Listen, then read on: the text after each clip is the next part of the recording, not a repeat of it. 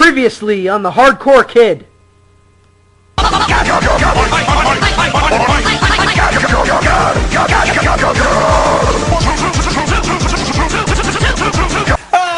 acid! It's burning my basal ganglia! Save me from the evil purple monsters!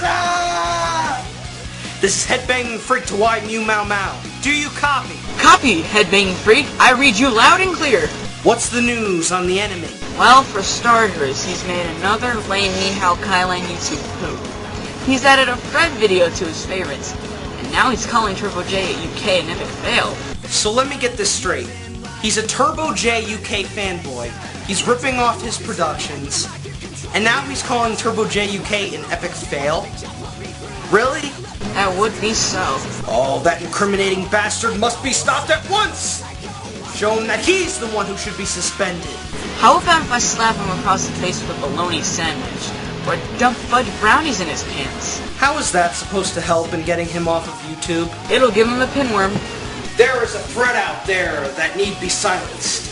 It's causing a great deal of anarchy and chaos in this great land we call the US of A. If it's not stopped, the entire land will be brainwashed. I am talking about the evil threat that we call Land Before Time fan fiction. Yes, my evil plan to take over the world is finally coming together.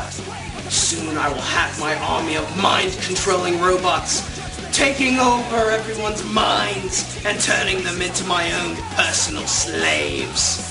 And soon I will have all power in the name of Britain.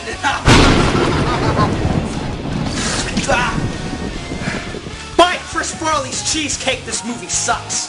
Jonathan Taylor Thomas actually thinks he can kick ass and drive fast cars in a Christmas movie? Seriously, my Jeep Liberty could guzzle this much ass gas. I'm ashamed of you, Kanai. How am I supposed to do my Christmas in June special if you have to send me such a crappy movie? You better send me a better movie than this, or you know what, Kanai? I'll hate you forever. Don't say it, don't say you hate me.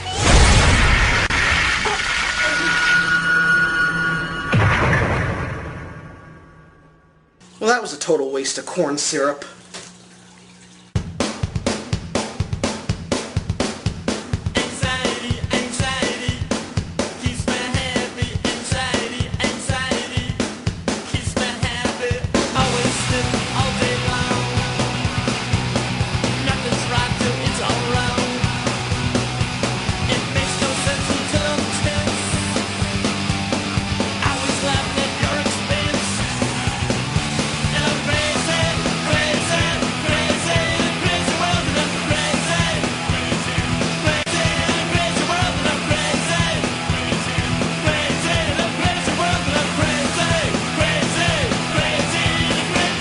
Hello, I'm the Hardcore Kid. Hardcore enough to review kid stuff.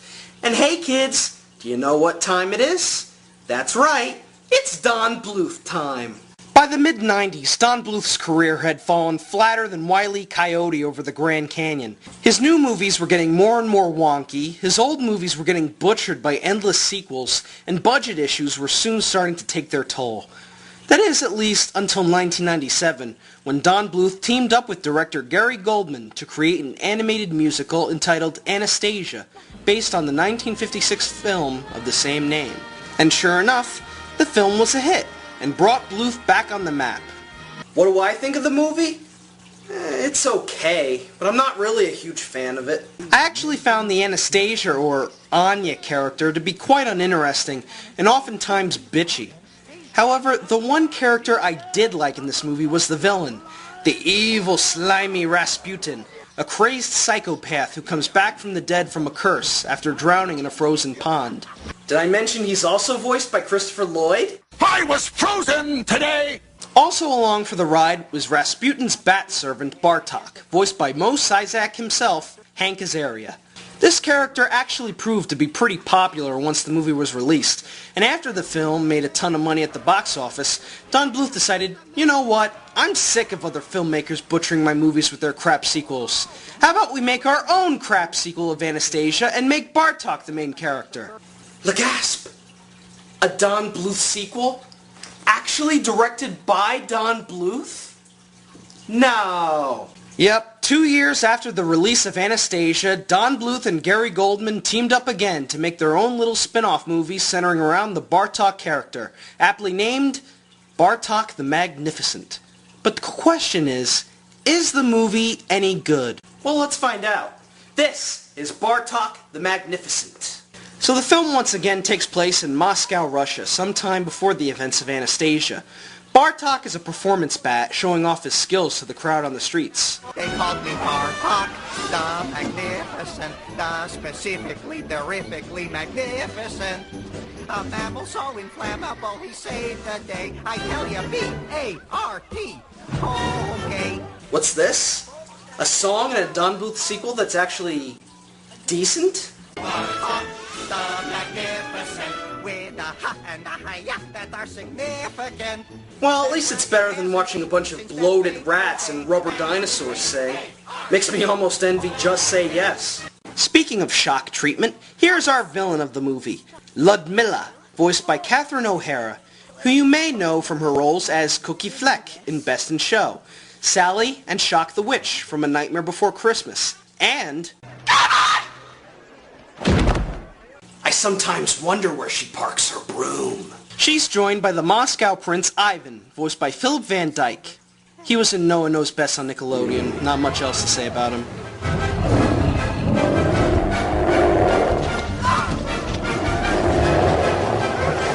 Look out! The bears have all turned Verrückt! First Russia, tomorrow the world! Not so fast there, big fella.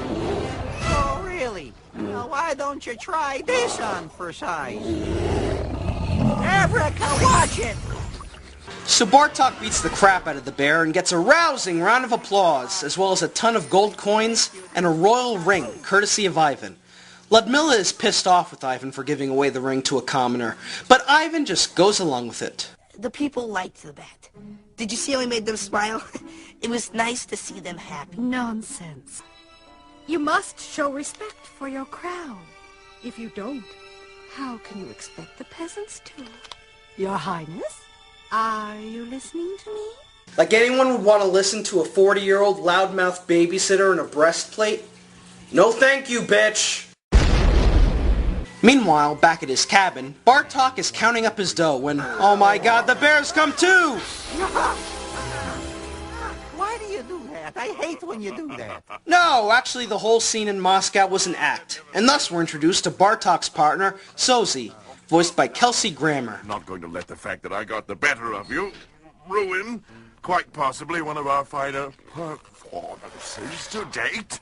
Just remember, my spin-off was on NBC for 11 years. Yours only lasted 67 minutes. Meanwhile, back at the castle, Ivan is fast asleep when... Alright, who let the Rainmaker in? What the... Oh my god, rape! So Prince Ivan is kidnapped, but by who exactly? But I know who has stolen our sire, for she left this iron tooth behind! Baba Yaga! Baba Yaga! Baba what? Baba Yaga! Baba Mama? Baba Yaga! Goo Goo Gaga? Baba Yaga! Oh! Bob O'Reilly! So after some consulting, Bartok the Magnificent is chosen to try and rescue the prince. Hey, come on, huh? How often do you get to rescue a czar? About as often as old bats getting their own movies? Oh yeah, I forgot about Sex in the City. With that, Bartok and Sozy head out to the forest. Wow, I never noticed that the ground around Moscow is made out of cheese. So Bartok and Sozy finally make it to the spooky forest and head towards the witch's hideout. Then... Ah! It's a giant computer-generated skull! I'm terribly sorry. Did I startle you? Ah! It's a giant computer-generated skull voiced by Tim Curry! Ah! Like riddles. Riddles? Riddles? If a section of fence is 68 feet long and 5 feet wide, and the parallel section is the same length, but both perpendicular sections are twice as long. Carry the six. What? is the key that will open the witch's door. Oh my, that is actually pretty tough.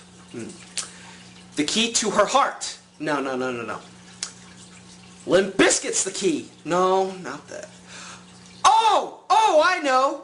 Witches, keys, Kiki's delivery service. What? I thought it was an arithmetic thing. A skeleton key. That's exactly what I was just gonna say, a skeleton key.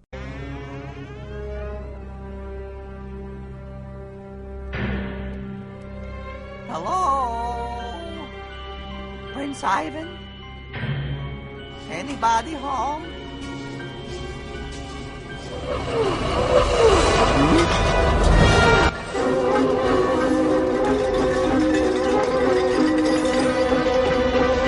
Who is in my house? Oh, whoopee, another song. No one in the hallway, no one left or right, but my hallways all say someone's in my house tonight. No. Is it me, or are the songs getting more and more junkier and unoriginal as the movie progresses? This song sounds like a total rehash of Friend Like Me from Aladdin. And what's it about? Lady Gaga singing about something in her house? I can think of a better song than this. I got spirit in my house, and I know it ain't no mess. I got spirit in my house, in my house, in my house, in my house. Oh no. So of course, Bartok is discovered and captured, but Gabba Gabba Hey demands that Bartok brings back 3 different gifts to her in exchange for the prince. The first gift is the birth child of Wendy Koopa and Nessie from Freddy's FR07. I never get visitors. This is, you know what this is? It's a pleasure. It's an absolute pleasure. You must be Pilaf. And you must be lost. How delightful. Voiced by Jennifer Tilly, no less. Makes her all the more creepier. Unfortunately, Pilaf has her vagina frozen to the rock.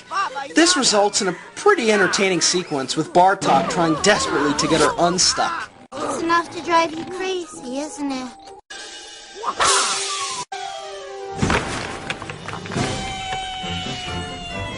Eventually, Bartok is able to get Pilaf back to the cabin, where they meet up with the giant Tim Curry skull once again. No matter how hard you hit me, no matter how much I hurt, I'm always good for a laugh. What am I? Just a sweet transvestite from transsexual Transylvania. So Bartok brings Pilaf back to Baba Booey, who then demands that Bartok retrieve the crown of Obel. One last thing. Give me the key. Oh, but why? I solved the riddle twice already. Give it to me. Okay, that's yours. Go ahead and take that. Sheesh, helping people sure can take it out of you. In Soviet Russia, which burns you? However, back in Moscow, Ludmilla is now trying to take over the throne while nobody is in it, extending her bitchiness to higher levels. Meanwhile, Bartok and Zozie have made it to Obel's castle. Obel himself turns out to be a locksmith surrounded by an aura of what either looks like fire or his trousers just completely going out of focus. Exchange for which we just love to bring your headrest back to Baba Yaga.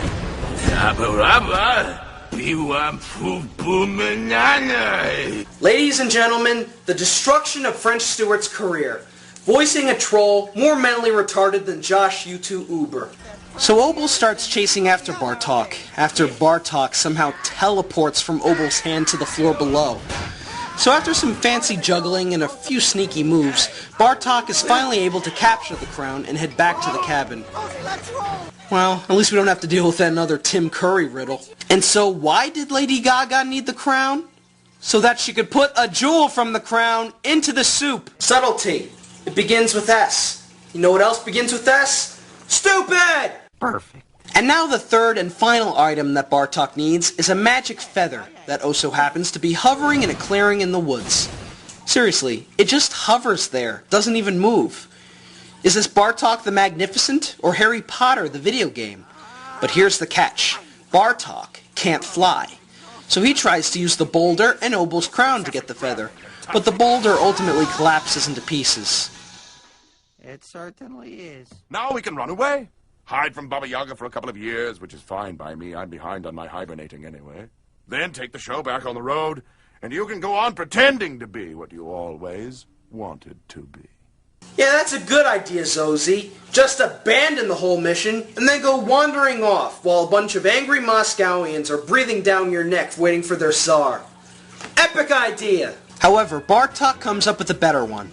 With the boulder in pieces, he stacks them all up into one giant tower, and is able to grab the feather. Okay, Bartok, now get the feather to the witch before time runs out! She's got the feather! Go! 6 seconds left! Will she make it out?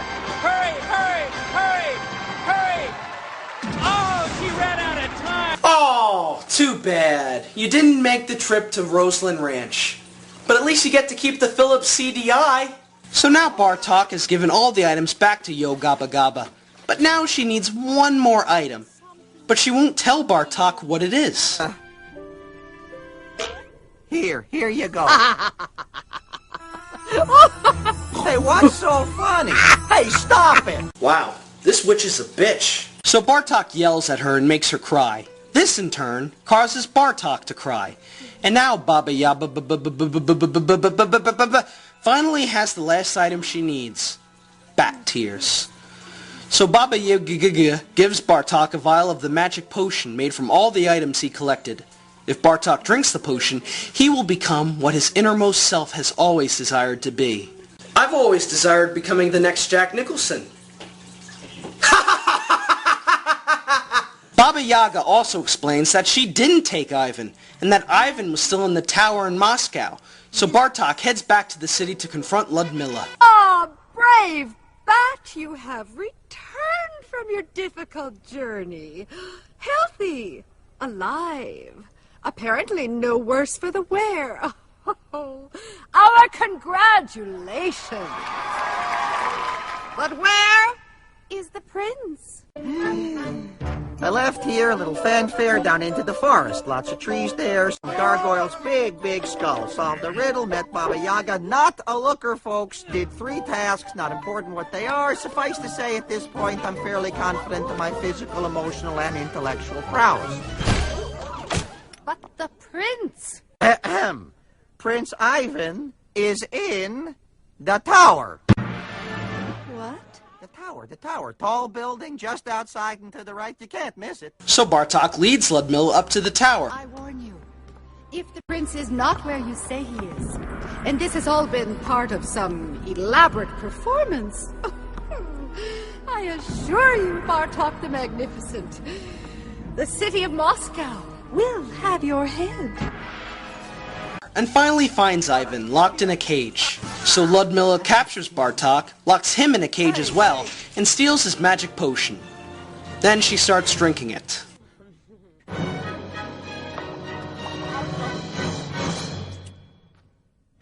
Okay, would you just drink the whole damn thing already?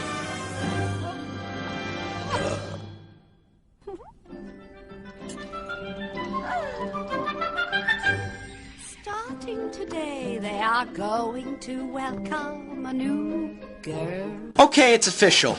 This is the worst song in the entire movie for several reasons. 1, it makes no freaking sense. 2, O'Hara sounds like she just ate a rat.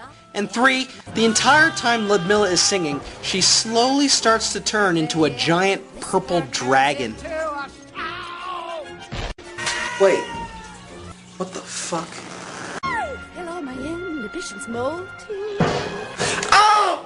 I've been titty knocked again! Now my inner beauty is appearing. Oh yeah! I can almost hear the peasants cheering. Starting today when the real Ludmilla proves she's a ruler to rival Attila. Starting today when the real Ludmilla comes out.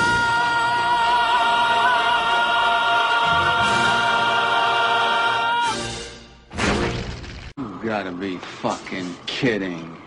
Okay, so now Ludmilla is a dragon, and then she starts wreaking havoc all over the kingdom. Meanwhile, Zosie finally comes back to save Bartok and Ivan as the tower begins to fill up with water. Bartok then tries to fight off the mega bitch dragon, but it's more like watching a 4th grader taking on Fedor Emelianenko in a brawl. But Bartok comes up with a plan to lure her to the flooded tower. By juggling! It's good, no? In addition, you gotta realize that these are all a different size and weight. That increases the level of difficulty exponentially. Oh, so close on that one. Listen, I've been right where you are. I had the whole thing with a magic feather. Oh, it's frustrating, isn't it? I mean, it's right there, but you can't get at it. It's not fun. Oh, much better there. Just up a little bit and to the left.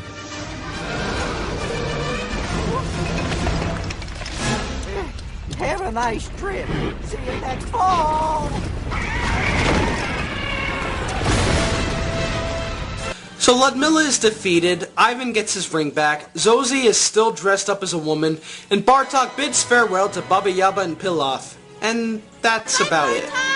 Goodbye, Bartok the Magnificent!